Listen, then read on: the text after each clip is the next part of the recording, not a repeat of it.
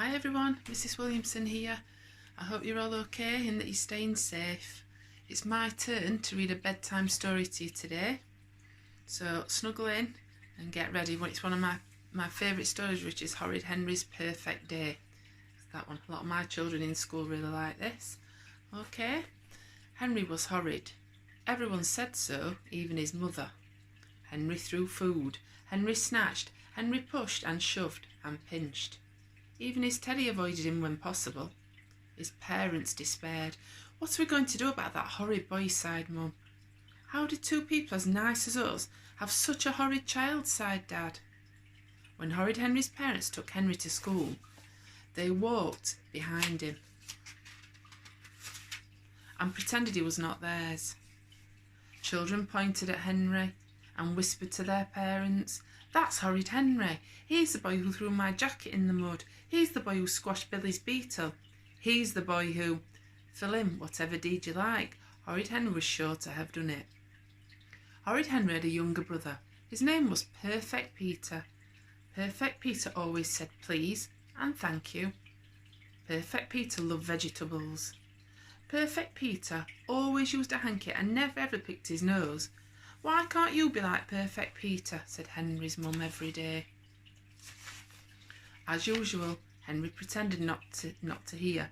He continued melting Peter's cranes on the radiator. But Horrid Henry started to think. What if I were perfect, thought Henry. I wonder what would happen. When Henry woke the next morning, he did not wake Peter by pouring water on Peter's head. Peter did not scream. This meant Henry's parents overslept, and Henry and Peter were late for Cubs. Henry was very happy. Peter was very sad to be late for Cubs, but because he was perfect, Peter did not whine or complain. On the way to Cubs, Henry did not squabble with Peter over who sat in front. He did not pinch Peter and he did not shove Peter. Back home, when Perfect Peter built a castle, Henry did not knock it down. Instead, Henry sat on the sofa and read a book.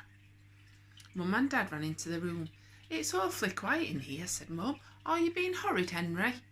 "No," said Henry. "Peter, is Henry knocking your castle down?" Peter longed to say yes, but that would be a lie. "No," said Peter. He wondered why Henry was behaving so strangely. "What are you doing, Henry?" said Dad. "Reading a wonderful story about some super mice," said Henry. Dad had never seen Henry read a book before. He checked to see if a comic was hidden inside. There was no comic. Henry was actually reading a book. Said Dad. It was almost time for dinner. Henry was hungry and went into the kitchen where Dad was cooking.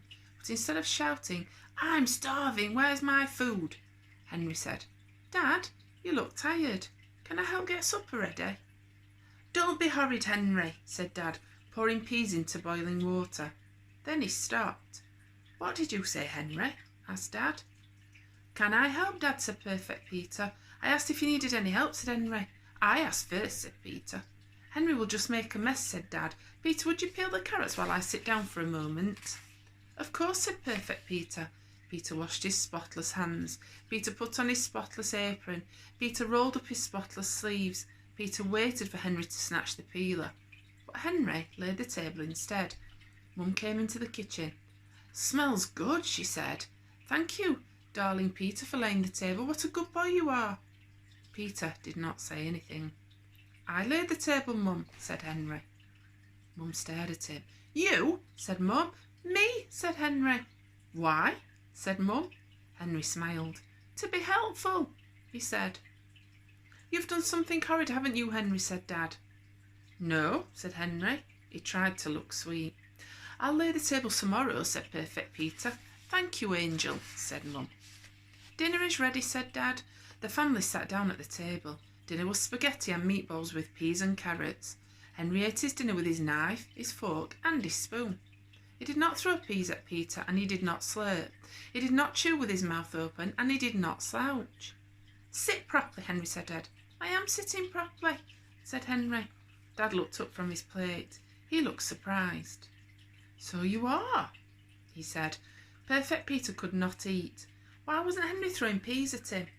Peter's hand reached slowly for a pea. When no one was looking, he flicked the pea at Henry. "Ouch!" said Henry. Don't be horrid, Henry, said Mum. Henry reached for a fistful of peas, then Henry remembered he was being perfect and stopped. Peter smiled and waited, but no peas bopped him on the head. Perfect Peter did not understand. Where was the foot that always kicked him under the table? Slowly, Peter stretched out his foot and kicked Henry. Ouch, said Henry. Don't be horrid, Henry, said Dad. But I, said Henry, then stopped. Henry's foot wanted to kick Perfect Peter round the block. Then Henry remembered he was being perfect and continued to eat. You're very quiet tonight, Henry, said Dad. The better to enjoy my lovely dinner, said Henry. Henry, where are your peas and carrots? Asked Mum. I ate them, said Henry. They were delicious. Mum looked on the floor. She looked under Henry's chair. She looked under his plate. You ate your peas and carrots, said Mum, slowly. She felt Henry's forehead. Are you feeling all right, Henry? Yes, said Horrid Henry. I'm fine, thank you for asking, he added quickly. Mum and Dad looked at each other. What was going on? Then they looked at Henry. Henry, come here and let me give you a big kiss, said Mum. You are a wonderful boy. Would you like a piece of fudge cake? Peter interrupted. No cake for me, thank you, said Peter. I would rather have more vegetables. Henry let himself be kissed. Oh my, it was hard work being perfect. He smiled sweetly at Peter. I would love some cake, thank you, said Henry. Perfect Peter could stand it no longer. He picked up his plate and aimed it at Henry. Then Peter threw the spaghetti. Henry ducked. Splat! Spaghetti landed on Mum's head. Tomato sauce trickled down her neck and down her into a new fuzzy yellow jumper. Peter! Yelled Mum and Dad. You horrid boy! Yelled Mum. Go to your room! Yelled Dad. Perfect Peter burst into tears and ran to his room. Mum wiped spaghetti off her face. She looked very funny. Henry tried not to laugh. He squeezed his lips tightly together, but it was no use.